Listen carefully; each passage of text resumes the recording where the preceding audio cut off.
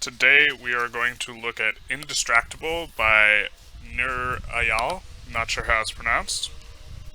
Um, I think that this book was really good, but particularly in a very precise and specialized way. The book is about how to fight being distracted by things and how to gain. And this is one of the one of the things I liked most about the book, how to gain traction. So he talks about the positive formation of distraction is traction throughout the book, and I think that reframing and language use is important.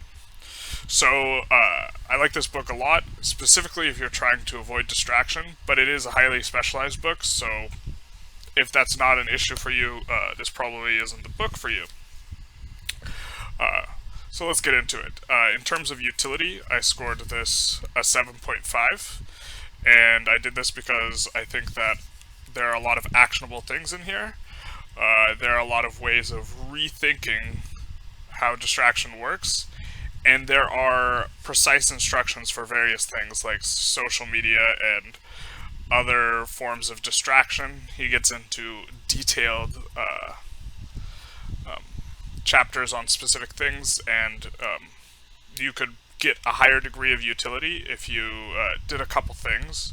I would say your utility density is you skip the chapters that aren't relevant to you, and at the end of each chapter there is a summary, and I really love this, or remember this. If you just took the book, leafed through it, and just read all the remember thises, you'd probably get a tremendous amount of utility for your time. So it's possible that utility should be scored higher, but I gave it a 7.5. For entertainment, it's somewhat interesting. It's not super dense and hard to read, which makes it not entertaining, but it's average. For interest, there aren't a lot of mind-blowing things in here. A lot of it is rather just changing the way you think about things rather than doing new paradigms. Although one thing I really did like was his model of how to gain traction, and it's like it's a four axis thing where on one axis you have preventing distraction and gaining traction, and on the other axis you have mastering internal triggers and hacking back external triggers. Okay, so, but yeah, it was interesting. As far as novelty goes, slightly above average on novelty. There are some interesting things that are, a few interesting things that are new, but mainly just reframing how you look at distraction is providing the small bump in novelty. Style, his style was informative, but it wasn't anything that was hyper entertaining to read.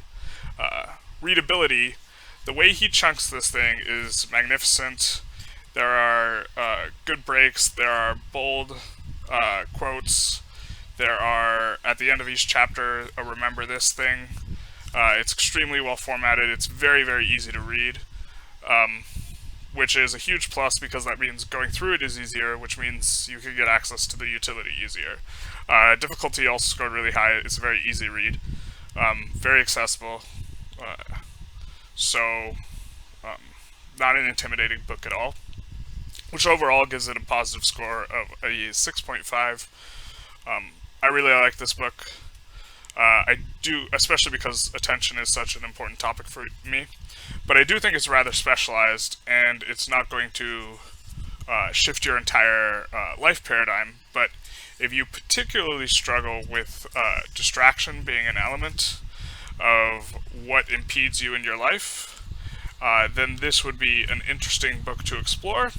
And if you feel like you don't have time to read it, you could just get the book and then just flip to the remember this at the back of each chapter and just read that. Perhaps also reading maybe the first paragraph of each chapter or something like that. No, maybe not. I just took a look at one of the first paragraphs. yeah, you could just read the Remember This. It's very, in terms of